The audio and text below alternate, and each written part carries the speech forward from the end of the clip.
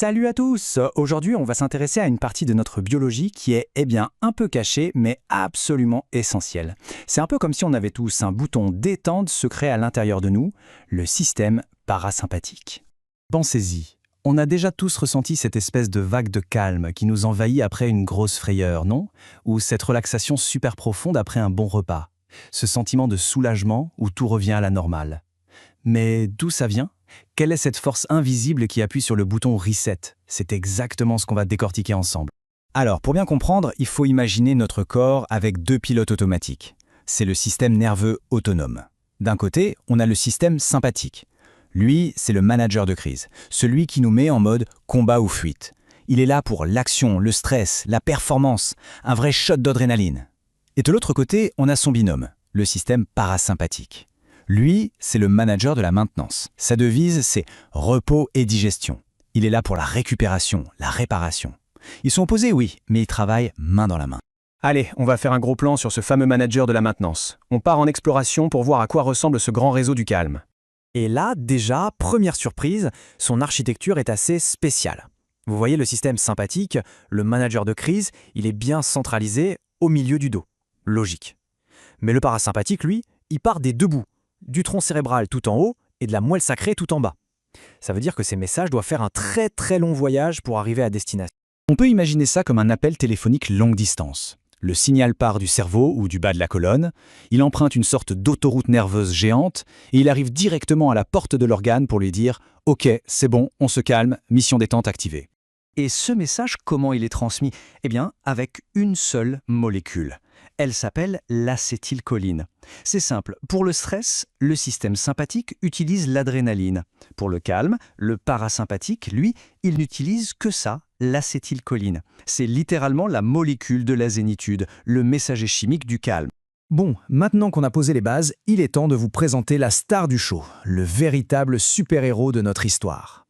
Accrochez-vous bien parce que ce chiffre est juste dingue. 75%, oui 75%, les trois quarts de tout le travail du système parasympathique sont assurés par un seul et unique nerf. Un seul. Vous imaginez son importance? Et ce nerf, c'est le nerf vague. Alors attention, vague ne veut pas dire qu'il est imprécis. Au contraire, on l'appelle comme ça parce qu'il vagabonde un peu partout dans le corps. C'est une véritable super autoroute qui part du cerveau et qui se connecte au cœur, aux poumons, à tout le système digestif. C'est vraiment lui, le lien direct entre notre tête et notre sensation de calme. Ok, on connaît maintenant notre super-héros, le nerf vague. Mais alors, c'est quoi sa mission concrètement?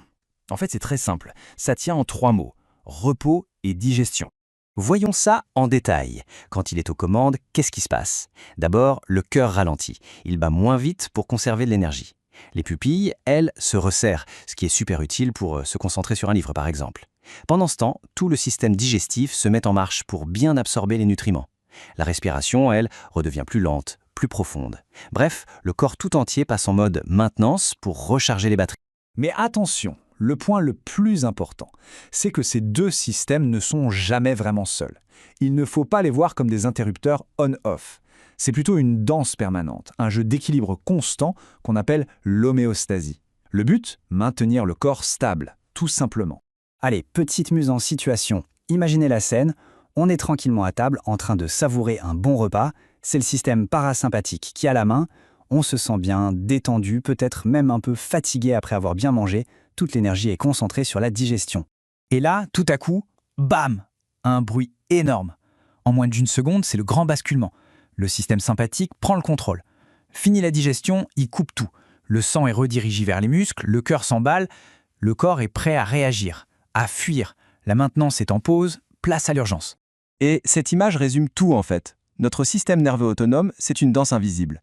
L'un des partenaires prépare le corps pour l'action, pour le défi, et l'autre s'assure qu'il puisse récupérer et rester en bonne santé.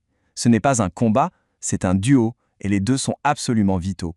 Bon, et la super bonne nouvelle dans tout ça, c'est que même si ce système est dit autonome, on n'est pas juste des passagers. On peut apprendre à l'influencer, on peut en quelque sorte apprendre à pirater le système. Prenons l'anxiété par exemple. Souvent, c'est juste notre système sympathique, le manager de crise, qui est un peu trop zélé.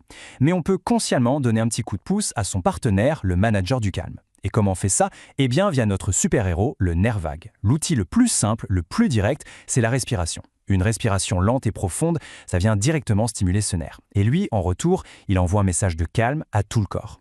C'est un hack tout simple pour reprendre un peu le contrôle face au stress.